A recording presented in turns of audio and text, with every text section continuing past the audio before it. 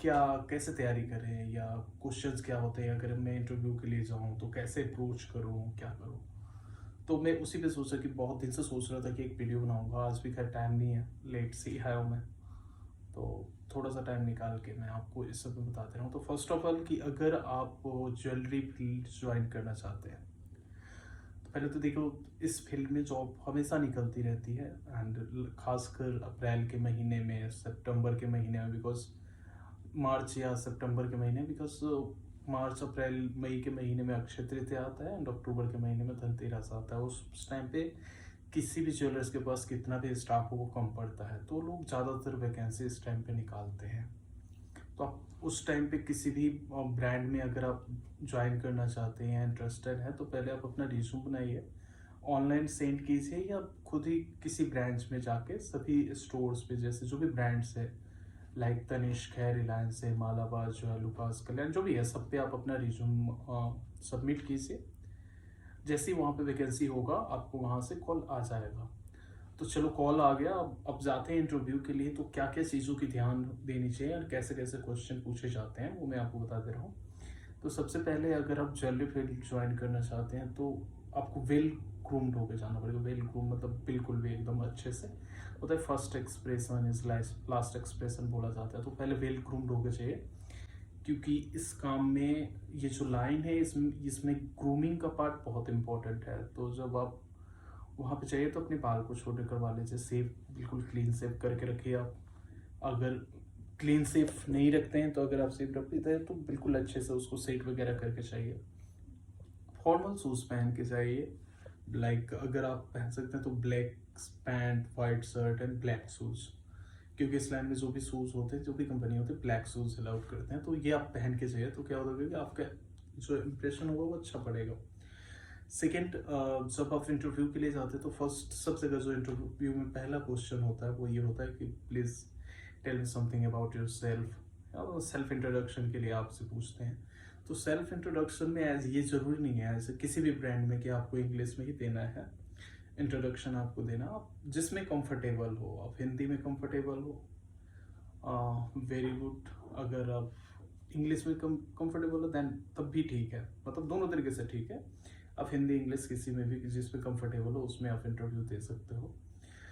तो देखो, पहला क्वेश्चन होता है इंट्रोडक्शन के लिए, तो आप इंट्रोडक्शन अपना दीजिए। इंट्रोडक्शन में बहुत लंबा खींचने की जरूरत नहीं है, आप अपना नाम, उनको जो चीज़ों से मतलब है, बिकॉज आप अपना नाम बता सकते हैं सब जो स्टार्ट करेंगे एंड उसके बाद आप अपना एजुकेशन क्वालिफिकेशन एंड अगर आप किसी ब्रांड में काम करते हैं तो वहाँ का एक्सपीरियंस आप शेयर कर सकते हैं। अगर आपकी कुछ अचीवमेंट है एक्स्ट्रा, लाइक जैसे कि आपने जैसे इंटरमीडिएट आपने बीएससी से की है, उसके साथ आपने कुछ कोर्स लाइक कंप्यूटर का कोई अच्छा कोर्स, एक्सेल, पावर पॉइंट या कुछ भी कर रखा है, एडवांस एक्सेल कर रखा है, कुछ भी सीख रहे हो तो उसको ऐड कर सकते हैं। नहीं कर सकते हैं तो इट्स ओके, आप जितने पढ़े लिखे हैं, ये जो भी आपकी क्वालिफिकेशन है उसके बारे में आप बताइए, अपने एक्सपीरियंस के बारे में बताइए।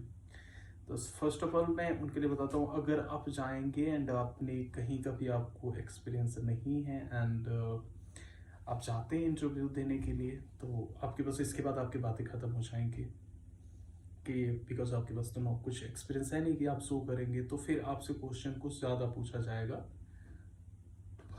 पूछा तो उससे भी जाएगा जो एक्सपीरियंस वाले हैं, बट आपसे भी काफ़ी ज़्यादा क्वेश्चन पूछे जाएंगे। तो पहला क्वेश्चन आपको ये होगा, कैलकुलेशन। तो आपको परसेंटेज निकालना बहुत अच्छे से आना चाहिए। आपको डिवाइड, मल्टीप्लाई, ये सारी चीज़ें अच्छे से आनी चाहिए। उसमें आपको दो चार क्वेश्चन वो दे सकते हैं कि लाइक 5 ग्राम गोल्ड है, उसका रेट ये है, उसमें परसेंटेज मेकिंग इतनी है, तो इसका कॉस्ट क्या होगा। तो आपको कैलकुलेट करके खुद से बताना होता है। या कुछ चीज़ें पूछते हैं कि आप गोल्ड के बारे में कितना जानते हो, प्योरिटी क्या होती है, 22 कैरेट की प्योरिटी कितनी होती है, 18 कैरेट की कितनी होती है, 16 कैरेट की कितनी होती है, प्योरिटी कैसे निकालते हैं। तो वो बता देंगे, वो लिख के देंगे, बट आपको खुद से कैलकुलेशन खुद से करना पड़ेगा। तो फर्स्ट ऑफ ऑल आपका कैलकुलेशन अच्छी होनी चाहिए, ताकि आप कि आप अपने आप को रिप्रेजेंट कर पाओ।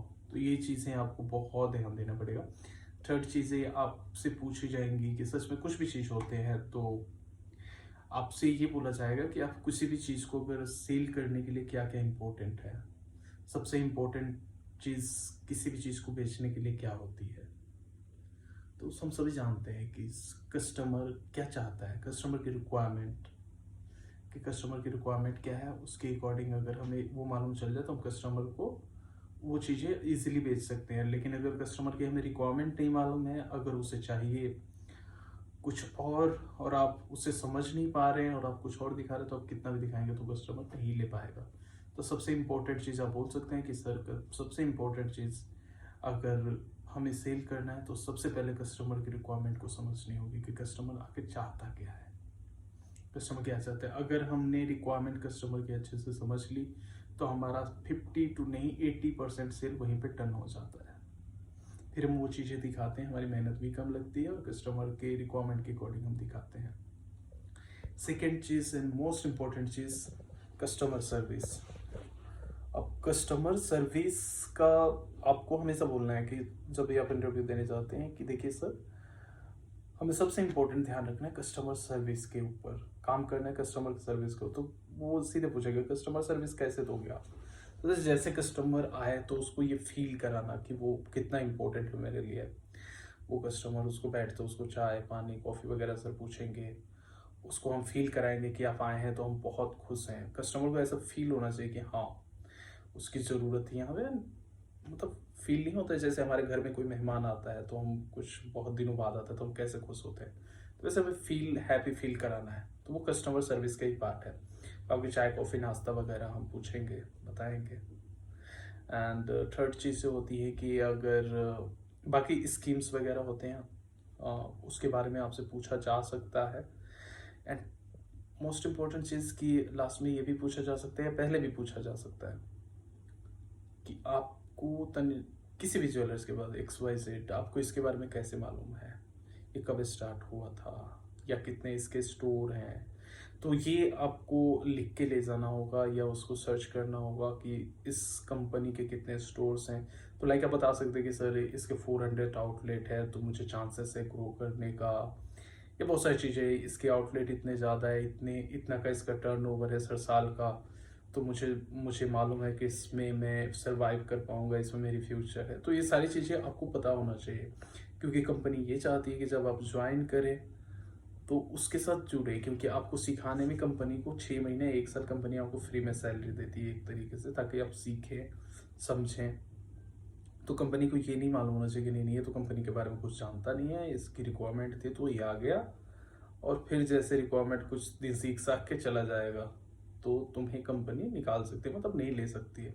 तो इसके लिए हमेशा इम्पोर्टेंट कंपनी के जहाँ भी आप जा रहे हैं उसके बारे में अच्छे से पढ़िए, अच्छे से पढ़ के जाइए।